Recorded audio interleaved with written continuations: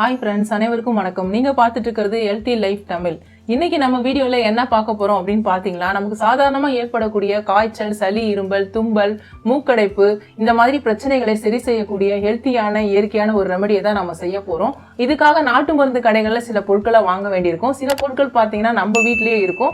அந்த பொருட்களை வச்சு இந்த ரெமடியை நம்ம ஈஸியா ரெடி பண்ணலாம். அதுக்காக பொருட்கள்லாம் எவ்வளவு எடுக்கணும், என்னென்ன பொருட்கள் எடுக்கணும் அப்படின்றத நம்ம ஃபர்ஸ்ட் நான் சொல்லிடுறேன். காய்ந்த தூதுவளை ஒரு கைப்பிடி அளவுக்கு எடுத்துக்கோங்க. உங்க வீட்டுல தூதுவளை செடி இருந்ததுன்னா அந்த இலையை கட் பண்ணி நல்லா அலசி காய வச்சு நீங்க எடுத்து வச்சுக்கலாம். இல்ல பொடி பண்ணி கூட நீங்க எடுத்துக்கலாம். சப்போஸ் உங்களுக்கு காய்ந்த தூதுவளை கிடைக்கலன்னா நீங்க நாட்டு மருந்து கடைகள்ல காய்ந்த தூதுவளை பொடி கிடைக்கும்.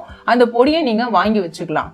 அடுத்ததா பாத்தீங்கன்னா மிளகு 25 கிராம் எடுத்துக்கோங்க. மிளகு எல்லார் வீட்லயுமே இருக்கும், உங்க வீட்லயும் இருக்கும், கண்டிப்பா அது கிடைக்கும். அதனால மிளகு 25 கிராம் எடுத்துக்கோங்க.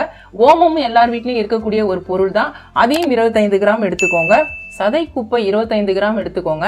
அரிசி திப்பிலி 25 கிராம் எடுத்துக்கோங்க. கண்டங்கத்திரி அதையும் 25 கிராம் எடுத்துக்கோங்க. அடுத்ததா கண்டன் திப்பிலி அதையும் 25 கிராம் எடுத்துக்கோங்க. சிற்றரைத்தைன்றது நிறைய பேருக்கு தெரிஞ்சிருக்கும். அந்த சிற்றரைத்தையும் 25 கிராம் எடுத்துக்கோங்க. சுக்கு 25 கிராம். சுக்கு எல்லார் வீட்லயுமே இருக்கக்கூடிய ஒரு பொருள் தான், சில பேர் வீட்டுல இருக்காது. சுக்கு 25 கிராம் எடுத்துக்கோங்க. இது எல்லாமே சம அளவு தாங்க நீங்க எடுத்துக்கணும். எடுத்துட்டு இதை நம்ம வறுக்க வேண்டிய அவசியம் கிடையாது. நல்லா வெயில்ல காய வச்சு எடுத்துக்கோங்க. கண்டங்கத்திரி எல்லாம் பாத்தீங்கன்னா அப்படியே உடச்சு விட்டு கூட நீங்க காய வைக்கலாம். அதே மாதிரி கண்டன் திப்பிலியும் நீங்க உடச்சு விட்டு காய வைக்கலாம். நல்லா குச்சி குச்சியா இருக்கும் கண்டன் திப்பிலிங்கிறது. உடச்சு விட்டு கூட நீங்க காய வைக்கலாம். நல்லா அப்படி உடச்சு பார்த்தா உடையணும். அந்த அளவுக்கு நீங்க நல்லா காய வச்சு எடுத்துக்கோங்க. காய வச்சு எடுத்ததுக்கு அப்புறமா நீங்க ஒரு மிக்சி ஜார் எடுத்துக்கோங்க. அந்த மிக்சி ஜார்ல போட்டு இது எல்லாத்தையுமே ஒன்னா பவுடர் பண்ணி எடுத்துக்கோங்க. நல்லா நைஸா பவுடர் பண்ணி எடுத்துக்கோங்க. எடுத்து இதை நல்லா ஆற வச்சிருங்க. ஆற வச்சுட்டு நல்லா டைட்டா மூடி போட்ட டப்பால நீங்க ஸ்டோர் பண்ணி வச்சுக்கிட்டீங்கன்னா 6 மாசம் வரைக்கும் இந்த பொடி கெட்டு போகாதுங்க. உங்களுக்கு எப்பெல்லாம் தேவைப்படுதோ அப்பெல்லாம் நீங்க இந்த ரெமடியை ரெடி பண்ணிக்கலாம். இப்போ இந்த ரெமடியை எப்படி ரெடி பண்ணணும் அப்படின்னு பாத்தீங்கன்னா, 200 ml அளவுக்கு தண்ணி எடுத்துக்கோங்க. குடிக்கிற தண்ணியை எடுத்து ஒரு பாத்திரத்துல ஊத்திட்டு நீங்க அடுப்புல வச்சிருங்க. அடுப்புல வச்சுட்டு அந்த தண்ணி கொதிக்கிறதுக்கு ஸ்டார்ட் ஆகும் பொழுது நீங்க ரெடி பண்ண இந்த பொடியில இருந்து 1 டேபிள் ஸ்பூன் அளவுக்கு அந்த தண்ணியில சேர்த்து விட்டுடுங்க. சேர்த்து விட்டுட்டு அது கொதிச்சிட்டு இருக்கிற நேரத்துல நாட்டு சர்க்கரை, உங்களுக்கு இனிப்பு எவ்வளவு தேவையோ அந்த இனிப்புக்கு தகுந்தாப்போல நீங்க நாட்டு சர்க்கரை 1 ஸ்பூனோ இல்ல 2 ஸ்பூனோ நீங்க சேர்த்துக்கலாம். அது இவ்வளவுதான் சேர்க்கணும்னு அளவுலாம் கிடையாது. சப்போஸ் உங்களுக்கு நாட்டு சர்க்கரை சேர்க்கறது பிடிக்கல அப்படின்னா நீங்க தேன் கூட சேர்த்துக்கலாம். தேன் சேர்க்கறதும் நம்மளுடைய ஹெல்த்துக்கு ரொம்பவே நல்லது. நாட்டு சர்க்கரை நல்லா கரையணுங்க. கரையிற அளவுக்காவது நீங்க கொதிக்க விடணும். குறைஞ்சது 2-3 நிமிஷமாவது நல்லா கொதிக்கணும். கொதிச்சதுக்கு அப்புறமா நீங்க வடிகட்டிட்டு அதை குடிக்கலாம். சப்போஸ் நீங்க தேன் சேர்க்கறதா இருந்தா தேனை நீங்க அப்படியே கொதிக்கிற தண்ணியில சேர்க்காதீங்க. நீங்க வடிகட்டின பிறகு கொஞ்சம் ஆற விட்டுட்டு குடிக்கிற சூட்ல வரும்பொழுது நீங்க தேன் சேர்த்துக்கோங்க.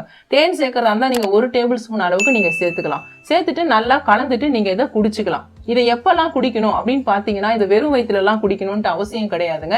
ஏன்னா சில பேருக்கு வயிறு புண்ணு இந்த மாதிரி பல பிரச்சனைகள் இருக்கும். அதனால வெறும் வயிற்றுல குடிக்கிறது அவ்வளவு நல்லது இல்லை. அதனால நீங்க காலையில டிஃபன் சாப்பிட்டதுக்கு அப்புறம் இல்ல மதியம் சாப்பாடு இல்ல ஈவினிங் ஏதாவது ஸ்நாக்ஸ் சாப்பிட்டதுக்கு அப்புறம் இல்ல நைட் சாப்பாடு சாப்பிட்டதுக்கு அப்புறம் இந்த மாதிரி நீங்க ஏதாவது ஆகாரம் சாப்பிட்டதுக்கு அப்புறமா நீங்க இந்த ரெமடியை எடுத்துக்கலாம். இது இப்பதான் எடுக்கணும் நேரம்லாம் கிடையாது. ஆனா வெறும் வயிற்றுல சாப்பிடாதீங்க. ஏதாவது ஆகாரம் நம்ம காலை மதியம் இரவு ஏதாவது நீங்க ஆகாரம் சாப்பிட்டதுக்கு அப்புறமா உணவு சாப்பிட்டதுக்கு அப்புறமா இந்த ரெமடியை நீங்க சாப்பிடலாம். இது மாதிரி சாப்பிடுறதுனால நமக்கு சாதாரணமா ஏற்படக்கூடிய காய்ச்சல், சளி, இரும்பல், தும்பல், மூக்கடைப்பு, சில பேருக்கு பாத்தீங்கன்னா ஆஸ்மா பேஷண்ட்டுக்கெல்லாம் மூச்சடைப்புலாம் இருக்கும். மூச்சு திணறலாம் கூட வரும். அவங்களால மூச்சு விட முடியாம கஷ்டப்படுவாங்க. அந்த மாதிரி இருக்கிறவங்க கூட இதை பயன்படுத்தலாங்க. ரொம்பவே எஃபெக்டிவா இருக்கும் இந்த ரெமடி. நல்ல யூஸ்ஃபுல்லா இருக்கும். கண்டிப்பா நீங்க ட்ரை பண்ணி பாருங்க. ட்ரை பண்ணி பார்த்தா தான் உங்களுக்கு அந்த எஃபெக்ட் தெரியும். அவ்வளவுதான் ஃப்ரெண்ட்ஸ். உங்களுக்கு இந்த மாதிரி பிரச்சனைகள் இருந்தா நீங்க இந்த ரெமடியை ட்ரை பண்ணி பாருங்க. ட்ரை பண்ணி பார்த்துட்டு எப்படி இருந்ததுன்னு எனக்கு கமெண்ட்ல சொல்லுங்க. உங்களுக்கு இந்த வீடியோ பிடிச்சிருந்தா லைக் பண்ணுங்க, ஷேர் பண்ணுங்க. நம்ம சேனலை சப்ஸ்கிரைப் பண்ணிக்கோங்க. பக்கத்துல இருக்க பெல் ஐக்கானை கிளிக் பண்ணிக்கோங்க. அதுல ஆல் ஒரு ஆப்ஷன் காட்டும், அதையும் கிளிக் பண்ணிக்கோங்க. நன்றி, வணக்கம்.